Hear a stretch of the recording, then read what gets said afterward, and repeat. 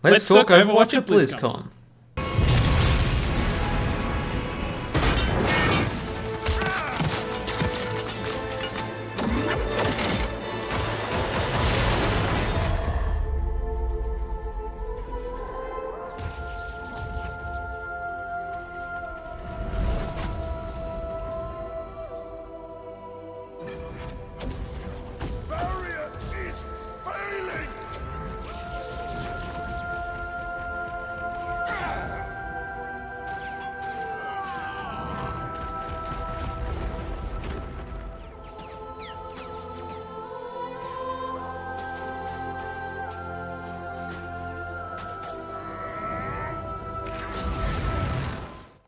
So jumping straight into what Overwatch has got added to the game, we've got a new character, a new map, and an animated short.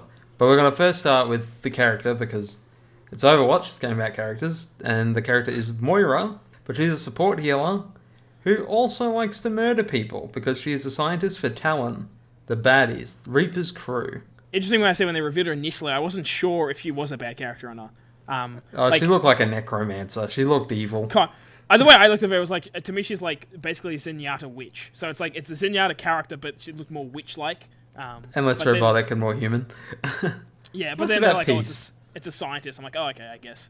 Kind of. Science. It works. She's mad scientist is more what she is. And she looks quite powerful as kind of like a leechy kind of like clings onto you a bit like Symmetra kind of does that already, but I think this character looks like it probably steal health from enemies. Yeah, I think it looks a bit like that. Like I think it's both at the same time. So you can heal your character, allies or whatever, allies, friends, buddies, with one of the abilities, and then the other one is, I think, yes, you said leeching. It's either leeching HP or just like doing damage to them. Well, that's her main attack that just kind of clings on. Don't actually know, but we know her ultimate is a gigantic beam of purple and yellow that devastates the enemy and heals your team. Yeah, it's literally combining both together. So, and it lasts for ages too. So it's like a never-ending double blast. It looks longer. It's probably shorter than that. Or upon balancing it, they're probably going to realize this beam is quite powerful and goes on for a while. Yeah, that's possible. They might lessen its ability strength or time of. But it will just be so impressive when you're like having this big battle. Then all the enemies are in front of you. You just burst through your team, healing them up, making them more powerful as they slaughter the enemy while your beam is annihilating them. So there'll be some really impressive plays of the game from that ability. That's the thing often with Overwatch is like they make abilities where there's a potential chance where the payoff could be ridiculous. And that's one of these abilities where it's like, yeah, it could heal your entire team and kill off their entire team, potentially. But for that to happen is like pretty nuts, yeah. You'll see the pros try and use it much better than anyone else, and especially in the competitive mode, you'll see how that's used better. Whereas in the normal mode, it'll be like, I'm using the beam to kill people. Screw my allies. Yeah. Exactly, yeah. But yeah, so the character, interesting. All more characters is always good for Overwatch.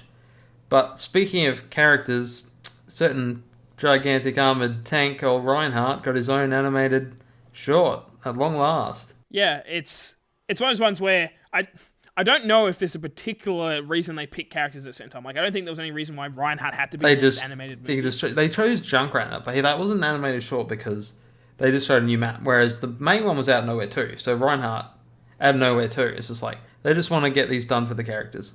Yeah, I don't think there's any rhyme or reason for this one at a specific time. But it definitely they probably have a good idea for it, and then they just do it. That's probably true. Yeah, pick it. It's something because this did feature the Osiris. Is it droid? Is that right?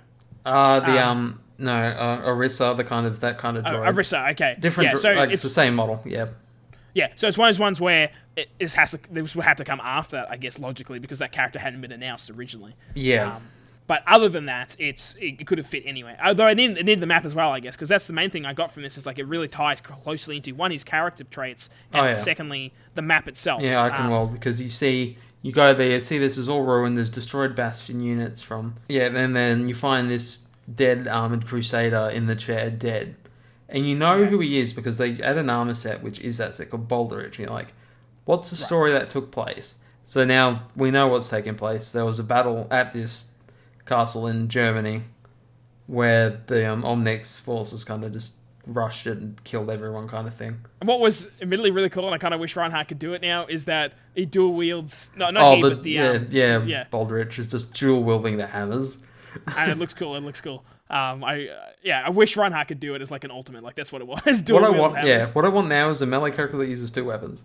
We got Sombra who uses dual, and you got Tracer, and that's about it. And I just one little melee guy. True, yeah.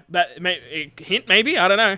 Hinting what the next character could be, but probably doesn't, because Moira came out of nowhere. I was gonna definitely, as Blizzard always is the case, like it gives emotional weight to this character. It builds a story, which is like the main thing. I'm like, I kind of want just Blizzard to add a story mode. Like, this full thing. Yeah, because I'm not the biggest multiplayer guy, and because there's so many other games coming out, I haven't picked it up. I bought the game, I just haven't got around to playing it. I'm like, if they added a story mode, I think I would give it a shot, but because of the lack of that, I just haven't got around to it. Yeah, I mean, I play it. It's a very good game. It's one game of the year. It's won a lot of awards. People love this game. It's a huge thing. So to see all this stuff about it, it's great. And like Reinhardt's a really interesting character, and we didn't really know his backstory. You saw a bit of it in a comic, which is what this female character who's featured in the trailer is from, okay. And that's about it. And it was quite good to see a young Reinhardt, because we never really knew like how they got into Overwatch, and it's like he wasn't even chosen for Overwatch. True, and it's like, and obviously, of course, with the young Reinhardt, it's like, well, we got to add that as a skin. You can't put that in and not do it. And speaking of skins, and crossovers, we'll get to the big one in a moment, but these crossover skins for the other, you got Roadhog for one, being the Butcher. I mean, makes sense. But it's so which cool. is one of those ones where it's like you can almost always expect it to be there. It's like our Butcher's in everything they have. Yeah, he's in everything. He'll be there eventually. You also got Nova. He'll be Widowmaker skin. Which is probably the closest one. Was like, that just looks straight up just like Nova. Like, yeah, that looks like Nova. That's like Nova. Half of lions were like Nova's cat lines anyway. So and then you got. I really like Torbjorn, who's Magni Bronzebeard, who was the king, and just to see, it just makes sense that Torbjorn becomes a dwarf character. Pretty much is. Yeah. So the classic dwarf is like really cool. I'm excited to see what other skins we get on top of that, because they did not announce all of them, and just kind of imagining what can be and how much money those loot boxes will make me waste, because those skins look awesome. Jumping away from skins and stuff, we've got another crossover, which is amazing. Amazing, as some would say, because it is a Blizzard theme park map. Yeah. Blizzard theme park map. My favorite part is the food place is called Snacks Ramus. Yeah, that is the best one. That's like straight up, like that's the pun. That's the pun to put in. Yeah. Yep, you're gonna have the Snacks Ramus. Snacks Ramus is awesome, and just like seeing all this stuff from all the games put together in this theme park makes me very, very depressed that this does not exist. This isn't a game. I want it to be real. For me, Overwatch was always like, it was a matter of time until they start putting it's gonna happen. It's gonna happen. Yeah. I mean, it was already kind of in there. Like, it was like Murlocs were like all over the place. Like, they already had these tight connections. Now we finally got the big crossover. And Decades, Kane, Stay Away and Listen, Diablo area. Yeah, you've got like probe droids. Like a Griffin, like, roller coaster.